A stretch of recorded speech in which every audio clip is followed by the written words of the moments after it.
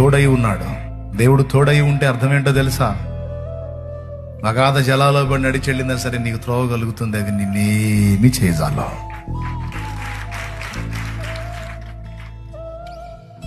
మనకింకా అన్నిటికంటే ముఖ్యం ఆయన తోడే.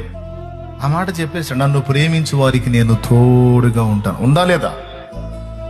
ప్రార్థనకు ఉత్తరం ఇస్తాను అండ్ నేను తోడై ఉంటాను. యాకోబుతో అదే అంటాడు, వెళ్ళు, నువ్వు ఐగుప్తుకి భయపడకు, ఐగుప్తుకి వెళ్ళటానికి భయపడకు, నేను నీకు తోడై ఉంటాను, నీతో కూడా నేను ఐగుప్తుకు వస్తానంటాడు. అక్కడ నీ కుమారుడైన యోసేపు నీ కన్నుల మీద చేతులుంచుతాడు, నీ కన్నీళ్లు తుడుస్తాడు, పంపిస్తాడు. దేవుడు తోడై ఉంటే ఎలా ఉంటుందో యోసేపు జీవితం చూడొచ్చు.